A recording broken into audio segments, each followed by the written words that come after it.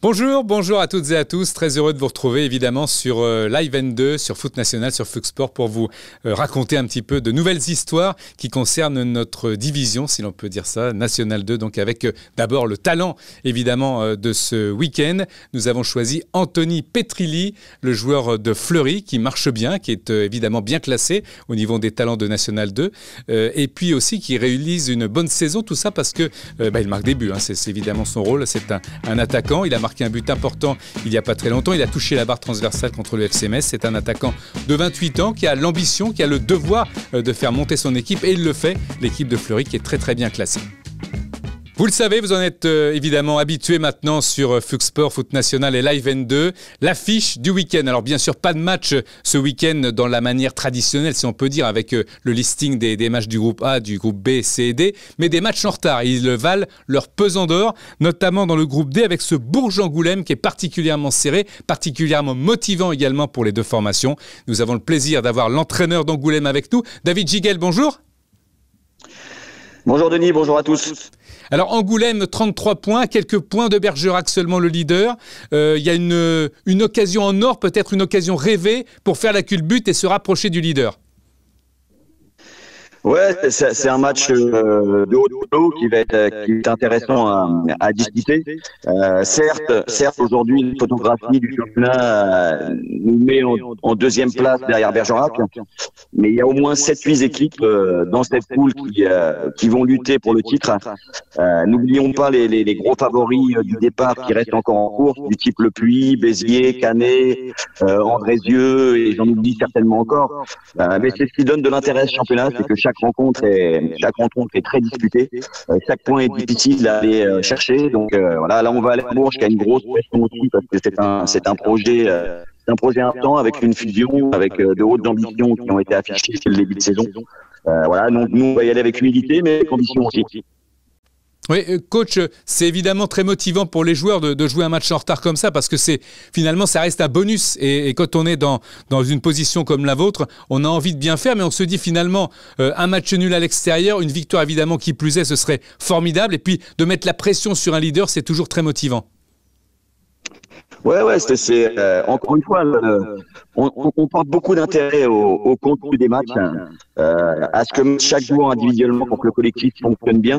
Donc on va encore une fois être très attentif aux valeurs qu'on a pu mettre habituellement. On a une équipe très solidaire, capable de poser beaucoup de problèmes à chaque adversaire.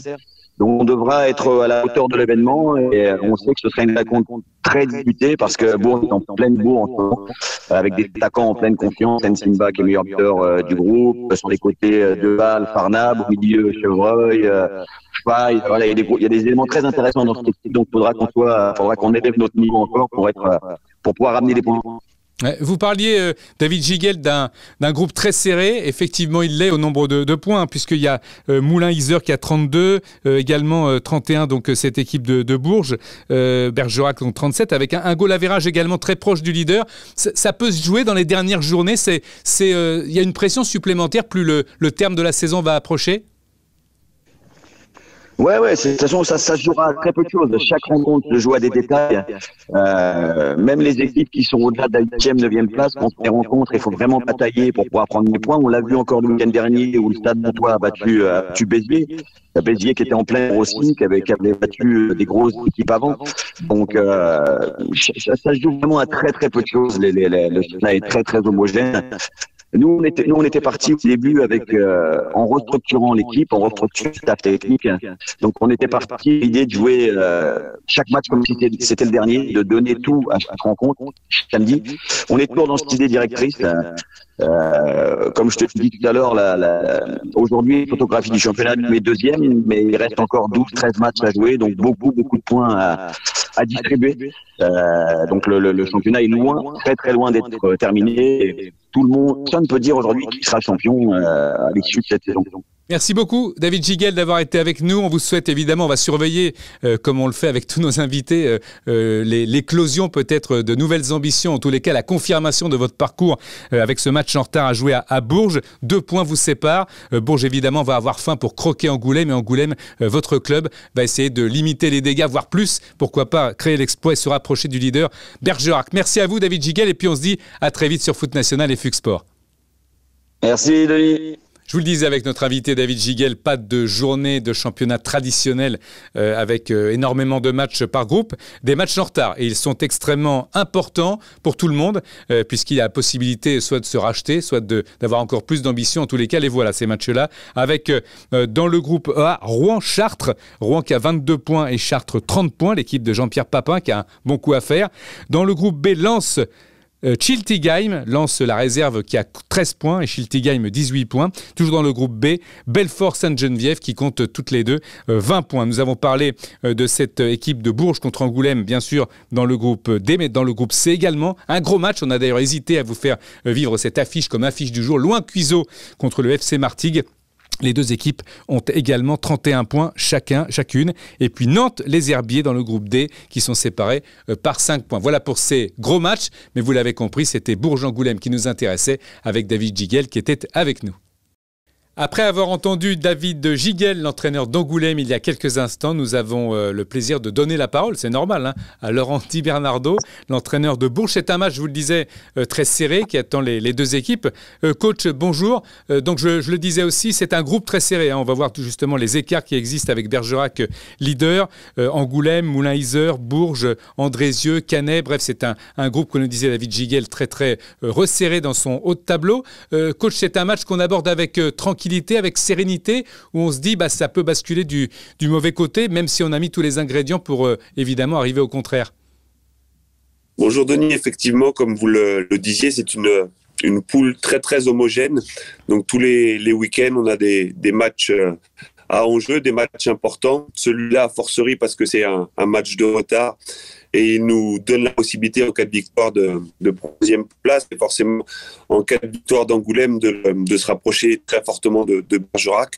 C'est un match qu'on aborde comme tous les autres, voilà, en ayant un petit regard supplémentaire forcément par rapport au classement. Mais on sait que c'est une course d'endurance et tous les week-ends, peu importe l'adversaire, il faut être capable de prendre des points et de l'emporter pour rester au contact et en haut de tableau le plus longtemps possible. Un match en retard, Laurent, un match en retard, c'est du bonus forcément parce que c'est vrai que c'était prévu dans le calendrier, mais comme vous avez justement un calendrier difficile avec un voyage, si mes souvenirs sont bons, à Béziers, la réception de Bergerac, le leader, c'est du bonus. On le prépare comme en se disant même si on est mis en échec, ça sera pas très très grave, ou c'est vraiment un match où on doit s'accrocher à un match comme un autre? Non, le contexte là fait forcément que par rapport à l'adversaire qui est deuxième aujourd'hui, c'est un match un petit peu particulier et on a cette fois, sans savoir attendre les résultats des adversaires, la possibilité de faire un bon classement et de se rapprocher de Bergerac. Donc c'est une opportunité un peu spéciale et sur laquelle on compte forcément sauter. Mais je sais et je me doute qu'on va compter une équipe qui est certainement l'une des meilleures équipes de la poule aussi, qui aura aussi l'ambition de se rapprocher de Bergerac. Donc voilà, on sait et l'un et l'autre que nous avons un match important ce week-end, parce que nous sommes les seuls à jouer. Nous avons tout, et Angoulême et nous, un très bon coup à jouer au niveau du classement.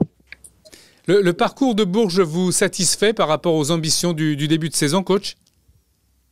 Alors Denis, on est un club tout neuf puisqu'on est issu d'une fusion. On a eu un départ un petit peu laborieux et puis la machine a mis un peu de temps à se mettre en route. Aujourd'hui, on est largement dans nos objectifs qui étaient de se maintenir. Donc voilà, on a une fin de saison qui peut être enthousiasmante parce qu'on est sur une série assez intéressante qui nous a permis de recoller au haut de tableau.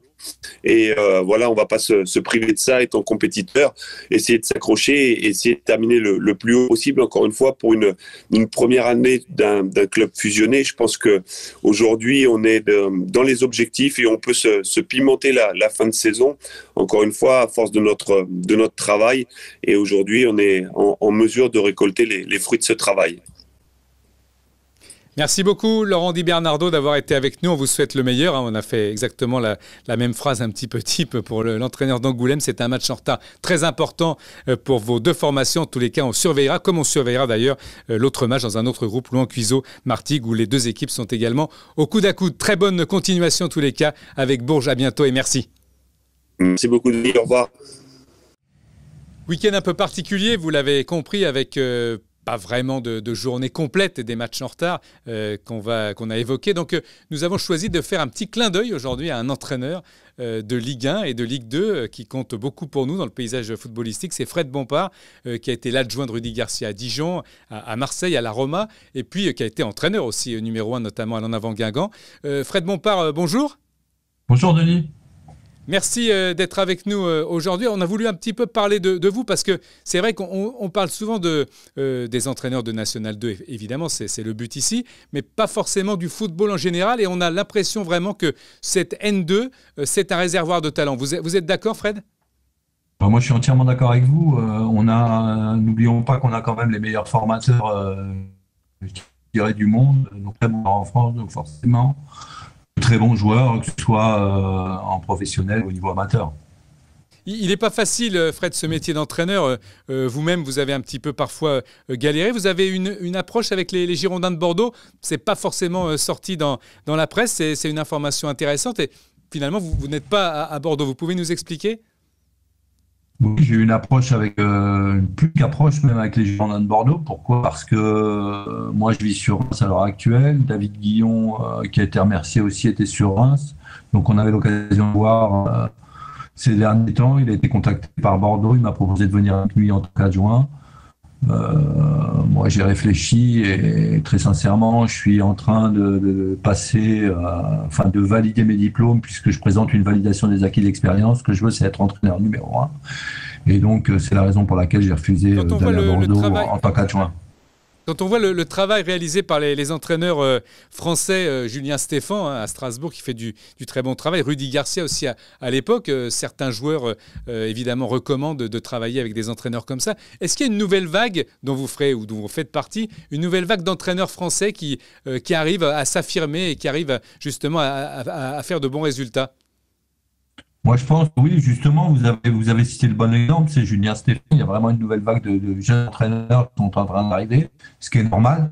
Moi, je peux dire que je fais partie de cela, parce que je suis quand même bien avancé dans l'âge, mais je dirais que mon expérience guingampaise m'a montré que je suis prêt justement à continuer dans cette voie-là. Merci beaucoup Fred Bompard d'avoir été avec nous dans cette émission sur Fux Sport, Foot National, Live N2. On vous souhaite le meilleur. On surveillera évidemment toutes vos approches et votre avenir et votre progression, si on peut parler de ça ainsi. Merci encore Fred. Bonne journée. Merci Denis. Merci. Au revoir. Merci d'être avec nous sur Fux Sport Foot National pour cette émission Live N2. Je vous rappelle évidemment que le mardi, vous êtes également nombreux pour suivre Florian Sermez dans son émission Replay National 2. Tout de suite, nous allons voir le but du week-end, choisi par les internautes évidemment. Un but exceptionnel. Regardez Théo Baudet qui se défait du marquage, qui va insister, qui va tacler, qui va récupérer Théo Baudet de l'Entente Sannois-Saint-Gratien pour ensuite frapper et marquer. Un but superbe dans sa conception parce qu'il y a toute la rage, la volonté de vouloir arracher le ballon à l'adversaire et ensuite de placer cette balle. Il fallait toute la lucidité, la spontanéité et la rapidité à Théo Baudet pour réaliser cette performance. Merci à toutes et à tous de nous avoir suivis pour ce Live N2 sur Fux Sport et Foot National. N'oubliez pas votre rendez-vous, je vous le disais. Replay National 2, c'est mardi avec Florian Sermez. À bientôt.